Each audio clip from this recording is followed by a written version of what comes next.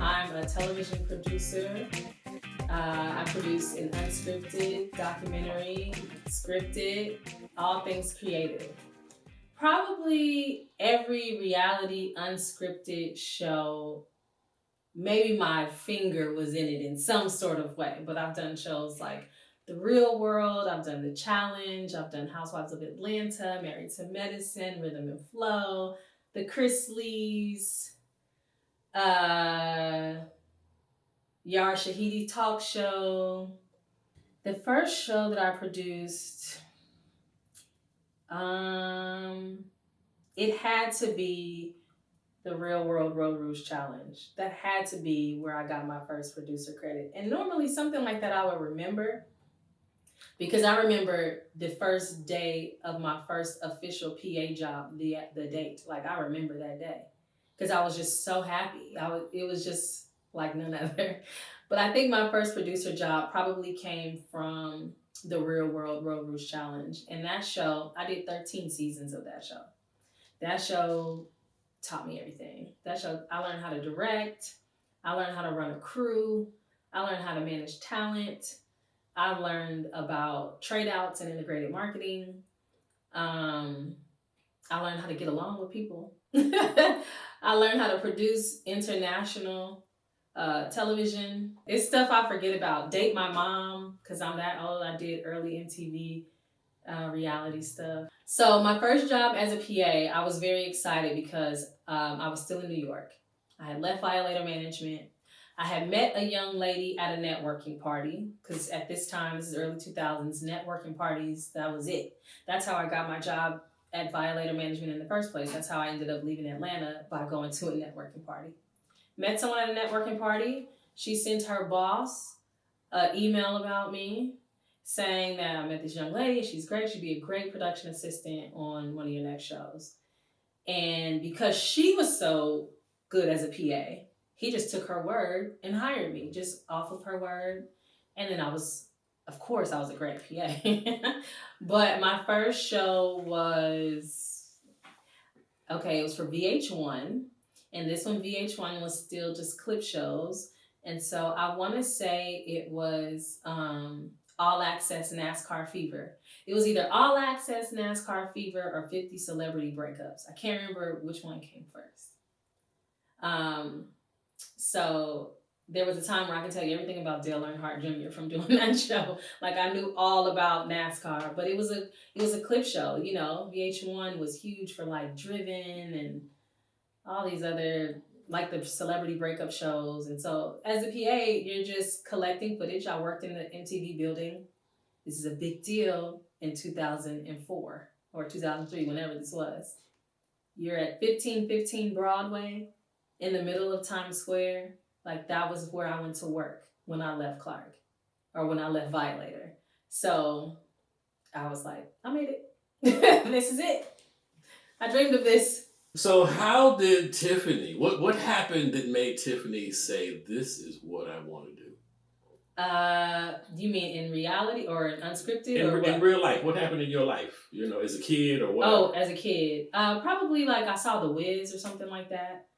And then just started following like Debbie Allen's career. I was very into Debbie Allen, so everything she did, I wanted to be that. I've never met Debbie. I just think she's so dope. Even when I was a kid, I was really drawn to just this woman's career and how she moves and just the confidence of being a Black woman. You know, when I was doing in these performing arts programs as a junior high and high school student, and even outside of school, there's opportunities to audition. You're auditioning for Debbie Allen if you're growing up in LA and you in performing arts, you know. So it's like you get to see how Black women move in the Hollywood space. And I just love that. It doesn't matter if it's Debbie Allen or Shonda Rhimes or, you know, whoever, like Amara Brock-Akil. These are just women that I look to and love. Robbie Reed, you know, those are legends to me. Those are the people that I fan out over. And so my parents always allowed me to be in performing arts schools when I was 12. That's when I started, you know, performing arts. So I got exposed to the arts very early. and I was just always on that path. I'm from LA, Compton, California, Gardena, California, to be specific. All my family is still there. Um, yeah, and it was just the best childhood ever.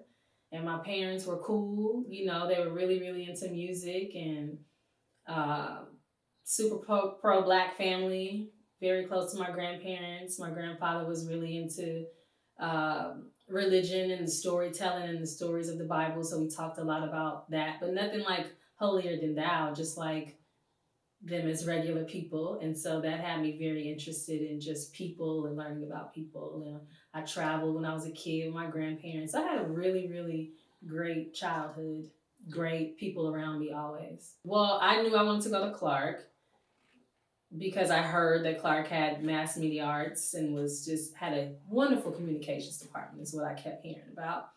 And so that was it. That was the school I wanted to go to. That was the only school. I applied to one school in California because everybody said I had to. But I applied to school at Clark because I knew that's where I wanted to go and where I wanted to be. And I did that. From watching like A Different World and School Days and things like every other black child in the 90s that watched these shows, we saw that and we were like, okay, we want that life. Especially from California, you know, you don't, that life is different than the South. So I spent my summers in the South, so I was connected to Atlanta and Birmingham and, you know, in a personal way. So I wanted to be here. Well, my grandparents are from Birmingham, and so every summer we'd get in our motorhome and we'd drive from Compton, California to Mason City, Alabama for their community reunion. Life at Clark was everything that I thought and then some. You know, it was better than what I thought, especially at that time. I came in 98. Um, I thought, unfortunately, Freaknik had just died that spring before I got there in the fall, so I was very sad about that. I was disappointed that I missed it, but I came at the tail end of that kind of energy. So, you know, um, the entertainment business was starting to be a thing out here. You know, you had a lot of artists, a lot of rappers. The Face Records, you know, radio was big here. Black radio was big. So the energy was different. So coming from already what I considered, I had already started my career in entertainment because I was at these performing arts schools and I was dancing and I was in music videos and I had already been on sets and earned money in the entertainment industry. So when I got to Atlanta, I just knew that I was going to keep going. It was just a matter of what I was going to do. Had great mentors at Clark. Carol Mitchell Leon was my heart and soul. Rest in peace, Miss Leon. So she understood how to dial in my young, fiery spirit. And so she had me put that on the stage. And so I spent a lot of time with CAU players just doing something, just being on stage. And then, of course, Mr. Whitman Mayo was there at the time that I was there. And yeah, Reggie Mitchell, Dr. E, you know, Dr. Stevens, really that whole, for me personally, the whole mass comm department, you know, Miss Mitchell, even people that worked in the office, because I spent so much time down there, Tim, of course, and Brian, they supported my energy. Because I came with an energy, you know, you young, you 18, 19, you just, you know, ready to go. So they knew how to manage that. While I was at Clark, I had a music video show that aired on CAU TV and Atlanta Public Access where we interviewed celebrities.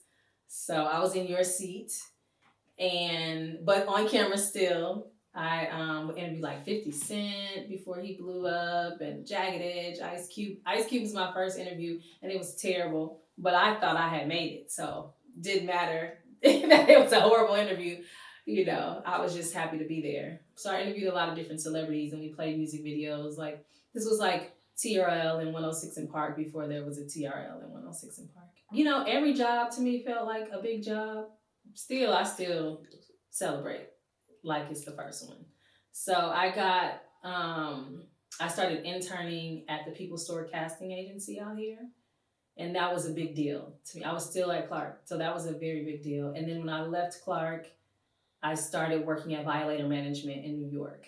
That was a very big deal to leave because everyone wanted me to go work in news, everyone being, my professors and stuff.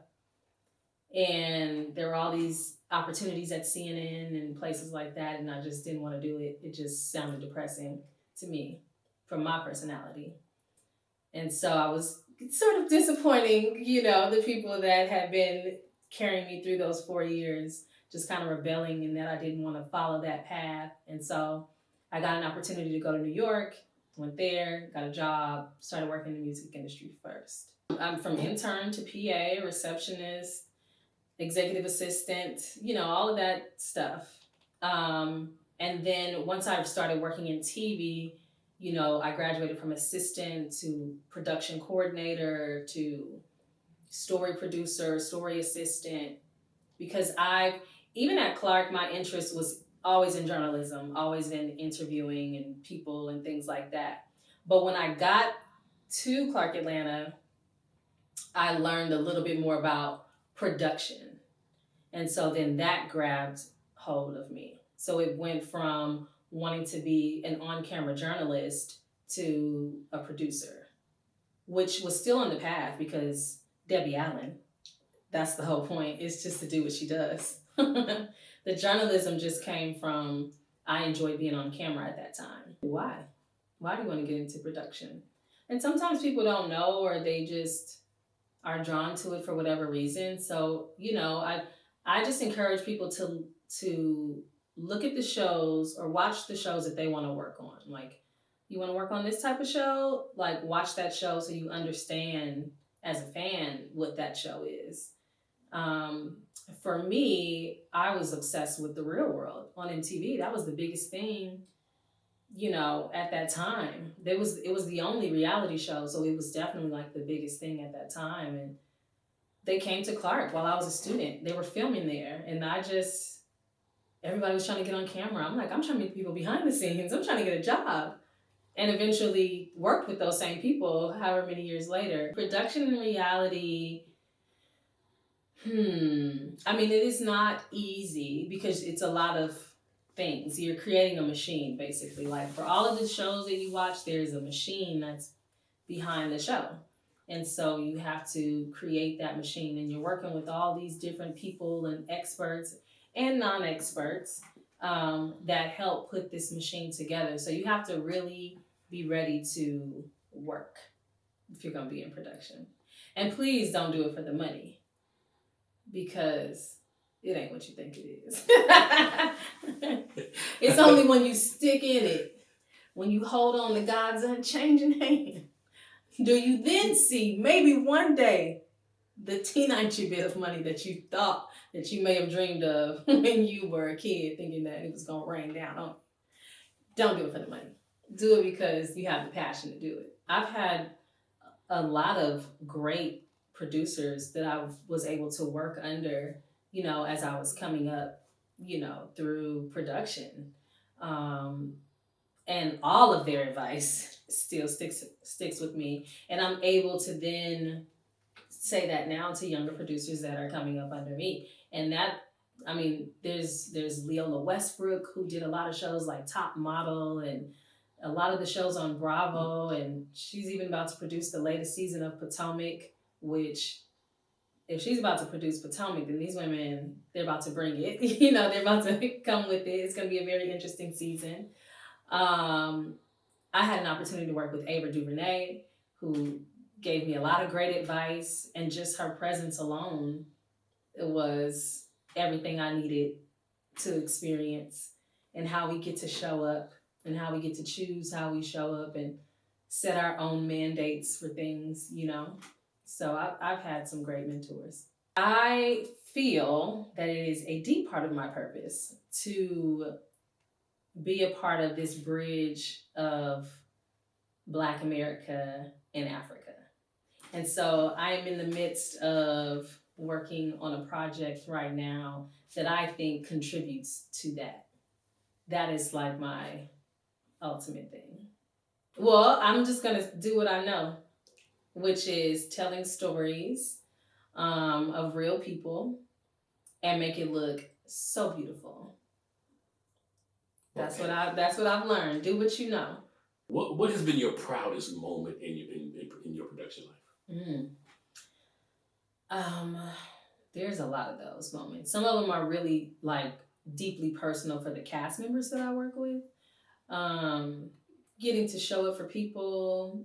Rhythm and Flow, the first season of that is a show on Netflix, and we just shot the second season, coming out in October or November or something on Netflix. But that's a music competition show, but there's a big documentary element to that show.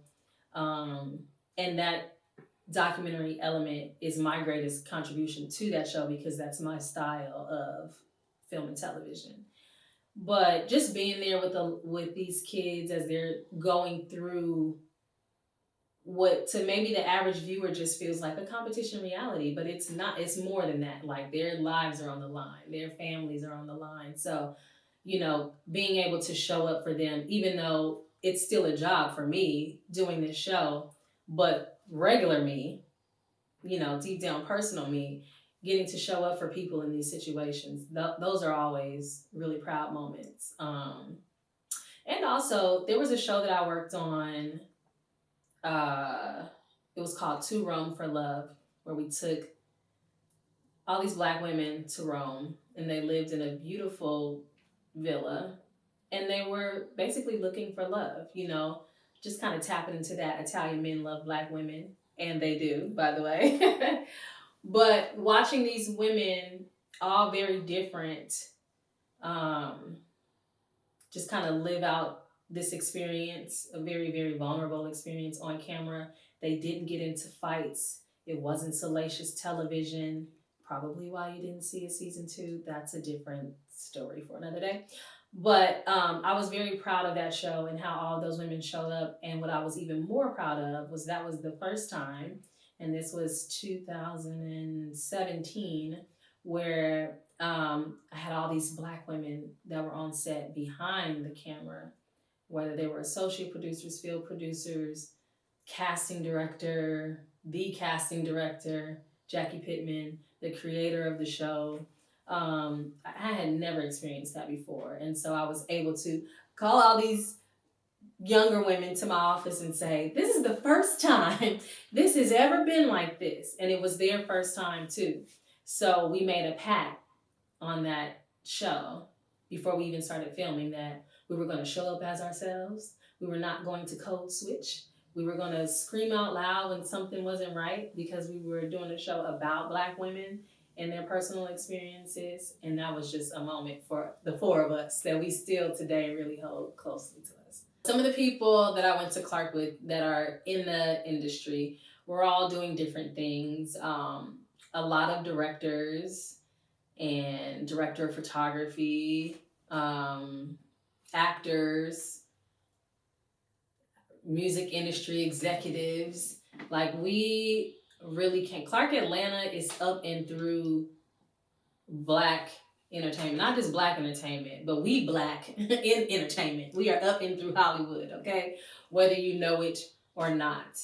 Your favorite shows, all the Housewives and all these Bravo shows that y'all are watching, and whether it's Bravo, TV One, We TV, these looks are set by black directors of photography that came out of Clark Atlanta University. Red Claiborne, Rodney Breedlove. These are the guys that are doing your favorite shows. When you see someone like a Nene Leakes open up on camera and can be her full self, that is because the black crew that is standing behind the camera is like family to her, and they are graduates of Clark Atlanta University. So, yeah, we are and have always been running this industry. Just to all of the people that were there at Clark when I was there, my teachers and administrators. Whew, thank y'all for your patience and nurturing me in such a way. It's like when you have people just really feed into your spirit that you're already coming in with, and they're able to even see past your teenage madness, that there's something there. And that staff, for those 4 years that I was there, in the mass communications department. I'm talking about every position. Now, I don't know, it doesn't matter what they did, whether they're at WCLK or they were in the main office, the computer lab, or the professor or not my professor. Um, all of those people fed into me, and I carry that with me on every set. So I show up like a Clark Atlanta University graduate. You can catch this full interview on Tim Talks at TLAP Media on your Fire Stick device.